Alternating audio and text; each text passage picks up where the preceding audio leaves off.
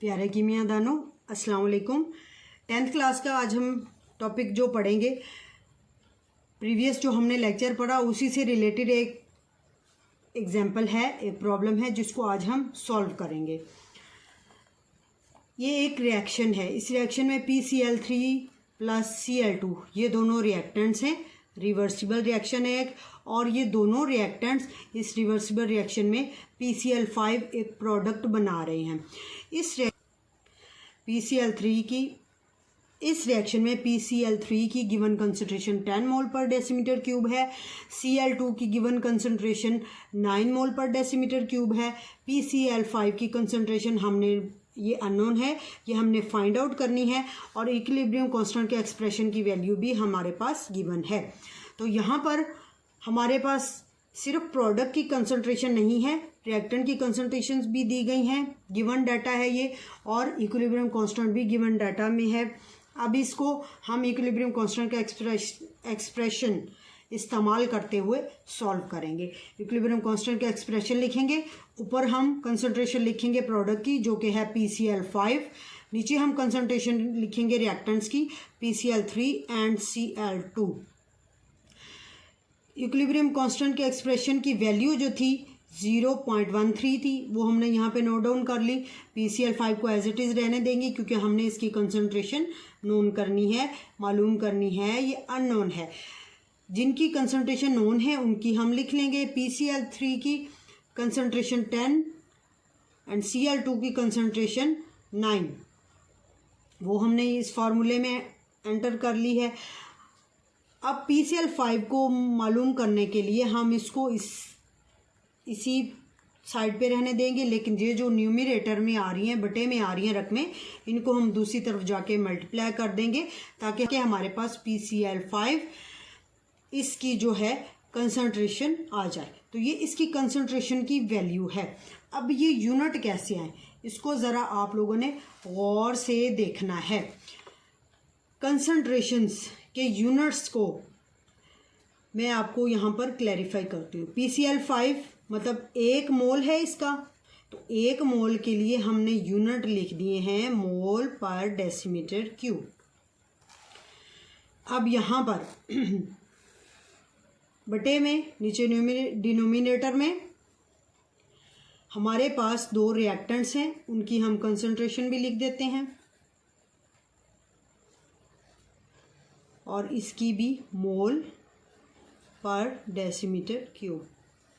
अब देखें, ये कंसंट्रेशन जो ऊपर है एक कंसंट्रेशन से कैंसल आउट हो जाएगी, लेकिन एक कंसंट्रेशन जो न्यूमरेटर में, लेकिन एक कंसंट्रेशन का यूनिट जो डिनोमिनेटर में बच गया है उसको हम इस तरह से लिखेंगे।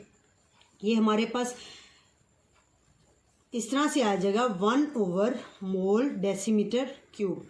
जब हम इसको मोल बन जाए, जब हम इसको डिनोमिनेटर को न्यूमरेटर में ले जाएंगे तो मोल बन जाएगा पर मोल, एंड पर डेसीमीटर क्यूब हमारा बन जाएगा डेसीमीटर क्यूब Dm+3। इस तरह से हमारे ये जो हमने एग्जाम्पल सॉल्व किए इसके यूनिट इस तरह से जस्टिफाई होते हैं।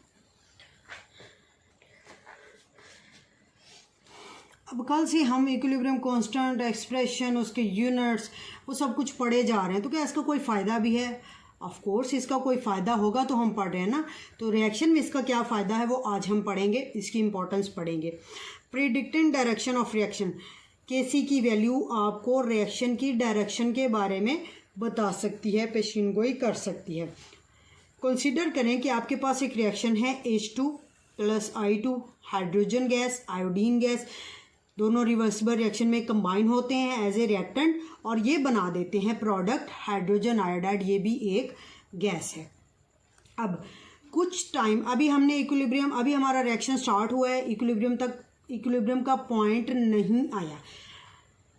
कुछ वक्त गुजरने के बाद at some time interval T hydrogen iodine और हाइड्रोजन आयोडाइड की हम कंसंट्रेशंस लेते हैं।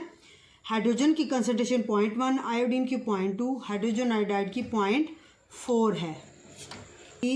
साथ इंटरवल T पर ली गई कंसंट्रेशन की बदौलत हम Kc की जगह QC को दे देंगे और के इक्विलिब्रियम कांस्टेंट एक्सप्रेशन का जो न्यू फॉर्म आएगी उसमें KC की जगह जो है वो QC इक्विलिब्रियम कोएफिशिएंट ले लेगा। यहाँ पे वैल्यूज़ पुट करने से जो आंसर आता है वो 8 है। जैसे लास्ट में मैंने बताया कि इक्विलिब्रियम कांस्टेंट एक्सप्रेशन जो होता है इस रिएक्शन के लिए जो हम स्टडी कर रहे हैं, इस रिएक्शन के लिए वो होता है 57। यहाँ पर हमारी वैल्यू हुआ ये 8 का मतलब 57 से बहुत छोटी वैल्यू है, छोटी वैल्यू है। इसका मतलब ये है कि अभी हमारा रिएक्शन स्टार्ट हुआ है, प्रोडक्ट इतने नहीं बने कि रिएक्शन रिवर्स आए, तो रिएक्शन की जो डायरेक्शन है वो फॉरवर्ड ही होगी। इसका अंदाज़ा यहाँ से भी लगा सकते हैं कि कांस्टेंट एक्सप्रेशन में, जब कोशेंट एक्सप्रेशन में ऊपर जो प्रोडक्ट हम लिखते हैं ना, कोशेंट एक्सप्रेशन जो होगा ये डायरेक्टली प्रोपोर्शनल होता है प्रोडक्ट के। अगर प्रोडक्ट ज़्यादा होगी तो QC भी ज़्यादा होगा। लेकिन अब यहाँ पे चूँकि कम आया है, इसका मतलब ये है कि हमारी जो प्रोडक्ट की कंसंट्रेशन है वो रिएक्शन मिक्सचर के अंदर इक्विलिब्रियम तक पहुँचने के लिए बहुत कम है। इसीलिए रिएक्शन जो है फॉरवर्ड सिंप में मूव करेगा ताकि हम जितनी जल्दी हो सके इक्विलिब्रियम की स्टेट जो है वो उस तक पहुँच सके। प्रोडक्ट लेस फॉर्म हुआ है, इसीलिए जो हमारा रिएक्शन होगा इस सूरत में, जब इक्विलिब्रियम कोएफिशिएंट की वैल्यू ये आएगी जो इक्विलिब्रियम कांस्टेंट से कम है, इस सूरत में जो फॉरवर्ड रिएक्शन होगा वही हमारा कंटिन्यू होगा, अभी रिवर्स स्टार्ट नहीं हुआ। कांस्टेंट से कम है, इस सूरत में जो फॉरवर्ड रिएक्शन होगा वही हमारा कंटिन्यू होगा, अभी रिवर्स स्टार्ट नहीं हुआ।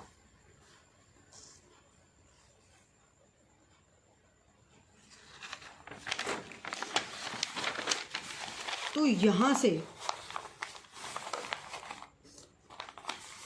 तो कीमिया दानों यहाँ से हम इक्विलिब्रियम कांस्टेंट की डायरेक्शन को प्रेडिक्ट कर सकते हैं कि वो शिफ्ट में जाएगा डायरेक्शन। अगर आपके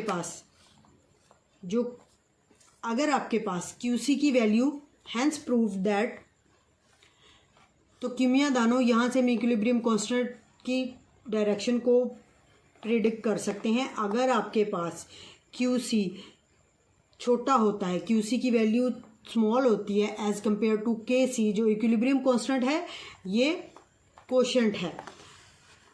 अगर QC की वैल्यू स्मॉल होती KC से तो रिएक्शन की जो डायरेक्शन होगी वो फॉरवर्ड होगी और ये हमेशा फॉरवर्ड डायरेक्शन में मूव करेगा। उस सूरत में रिएक्टेंट ज़्यादा होंगे, प्रोडक्ट कम होगा, रिएक्शन हमारा स्टार्टिंग पॉइंट पे होगा। दूसरी जो पोजीशन बनती है, रिएक्शन की जो डायरेक्शन बनती है वो इस तरह से कि अगर QC की वैल्यू ग्रेटर देन हो KC से, इस सूरत में हमारे रिएक्शन जो है वो बैकवर्ड डायरेक्शन में मूव करेगा। बैकवर्ड मतलब रिवर्स हो रहा होगा। और अगर तीसरी जो हमारी कंडीशन है कि अगर QC और KC की वैल्यू बराबर हो जाती है, ये उसी सूरत में होगा जब हमारा रिएक्शन इक्विलिब्रियम स्टेट अटेन कर लेता है। उसी सूरत में आपकी QC इक्विलिब्रियम कोएफिशिएंट और इक्विलिब्रियम कांस्टेंट दोनों की जो वैल्यूज़ होती हैं वो इक्वल हो जाती हैं, तो वो पॉइंट हमारा इक्विलिब्रियम स्टेट कहलाता है रिएक्शन मिक्सचर के अंदर। रिएक्शन मिक्सचर उस सूरत में इक्विलिब्रियम स्टेट अटेन कर लेता है। Thank you so much. आज का लेक्चर यहीं तक था। इसको इस टॉपिक को बहुत डीपली समझाया मैंने। इसके बावजूद भी आप लोगों को अगर समझ नहीं आई तो एक बार इस लेक्चर को रिवाइज करके देख लें, बार बार देखें। फिर भी समझ नहीं आती तो मैं किस लिए हूँ जनाब, कमेंट बॉक्स में क्वेश्चन पूछें, मैं उसके आंसर देने के लिए बैठी हूँ। थैंक यू सो मच मुझे सुनने के लिए। इसी तरह मेरे चैनल के साथ बने रहिए।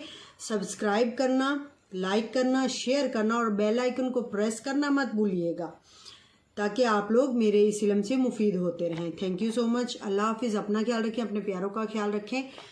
Stay tuned.